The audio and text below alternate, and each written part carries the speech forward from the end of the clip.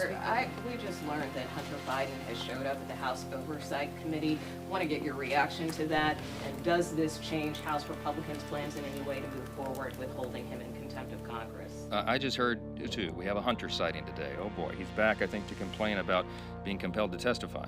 But he's still in defiance of the subpoena, and that is the important and undeniable fact here. He's defying a lawful congressional subpoena. So I support the Oversight and Judiciary Committee efforts to hold him in contempt. For a year now, have been carefully, methodically investigating these incredible allegations against the Biden family. And we've had whistleblowers come forward from agencies, from the IRS and others who've come forward and said, there's a lot of smoke here, and it looks like there may be fire as well. And so the job of the Congress, under the impeachment power that's given to the House, specifically and exclusively. And smoking crack and drinking vodka exclusively throughout that entire time.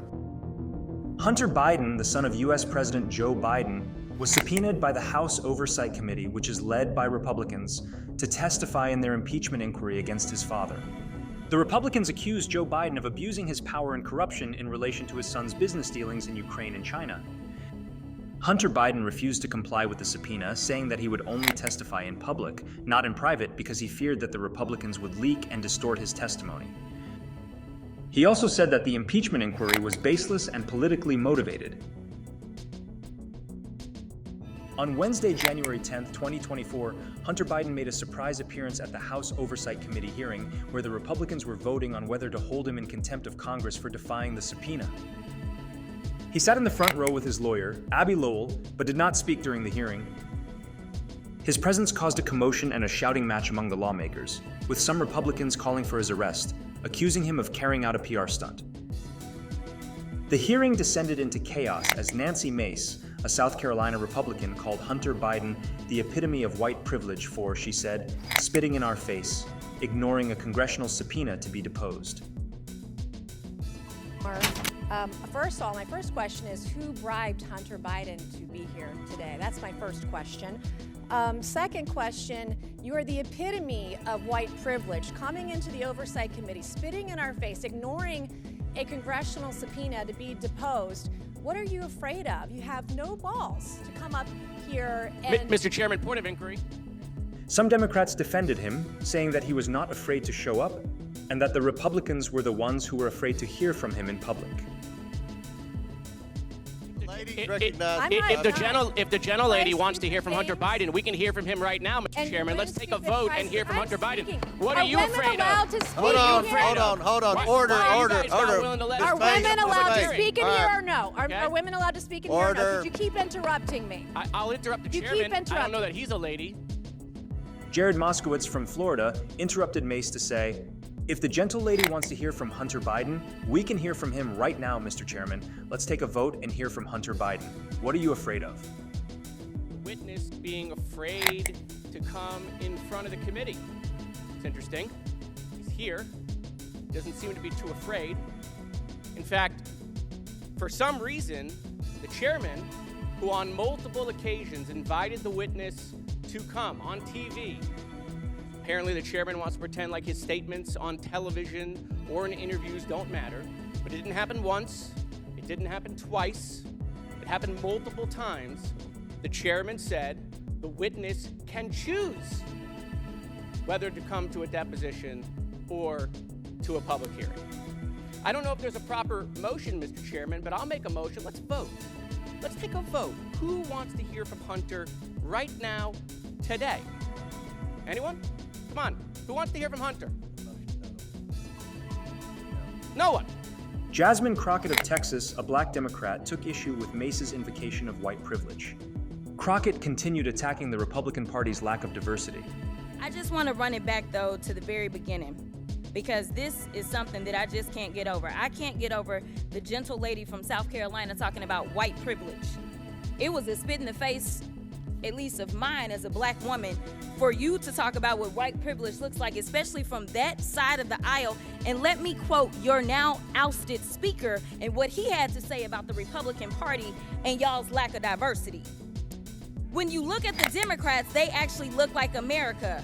When I look at my party, we look like the most restrictive country club in America. So let me tell you something. Y'all don't know what white privilege looks like, but I'm gonna show you a little bit of something. Ocasio-Cortez commended Mesa's speech as very beautiful, but pointed out that it underscores the fact that she oversaw the removal of the Civil Rights Subcommittee on this committee, revealing the true nature of her stance. Thank you, Mr. Chair. Just to address briefly, quickly, that moment about privilege and all of this that we're seeing here. It was a very beautiful speech by the gentlelady, who, as she mentioned, was helped lead on the now majority side, the Civil Rights and Civil Liberties Subcommittee. But I think it's so exemplary of the point that she also oversaw the elimination of the Civil Rights Subcommittee on this committee, which really kind of gives the whole game away. We show up, we give speeches, we give flowery words, but at the end of the day, participate in the structural erosion of the rights and representation of people that are marginalized, women, people of color, people that just need to see their due process and civil liberties protected in this country. But I will move on. While the extremist Republican Marjorie Taylor Greene from Georgia addressed the audience, Hunter Biden exited the room. Greene, known for displaying what seemed to be a sexually explicit image of Biden in a prior hearing, asserted that he left because he was afraid of my words. Thank you, Mr. Chairman. Excuse me, Hunter. Apparently you're afraid of my words. Whoa! Oh. I'd like to reclaim my time, Mr. Chairman. Wow, that's too bad. I think it's clear and obvious for everyone watching this hearing today that Hunter Biden is terrified of strong, conservative Republican women because he can't even face my words as I was about to speak to him. What a coward. And the House Oversight Committee voted along party lines to recommend the full House to hold Hunter Biden in contempt of Congress for failing to respond to the subpoena. If the full House approves the resolution, Hunter Biden could face a fine of up to $100,000 in imprisonment for up to 12 months. Hunter Biden is already facing legal troubles, as he was indicted in Delaware on 3 federal charges related to his purchase and ownership of a handgun while struggling with addiction, and in California on 9 tax charges. He pleaded not guilty to both cases and accused the prosecutors of bowing to Republican pressure.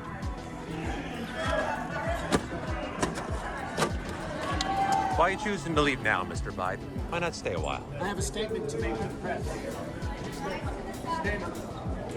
I will have a statement. You want to walk? Whichever they chose. Hunter chose a hearing where Republicans could not distort, manipulate, or misuse that testimony. Mr. Biden, why did you put your dad on speakerphone with your business partners if he had no involvement in your business? Do you have a dad? Did he call you? Yes. Answer the phone? Yes. Okay. But why did you need to talk to him during business meetings if he had nothing to do with your business?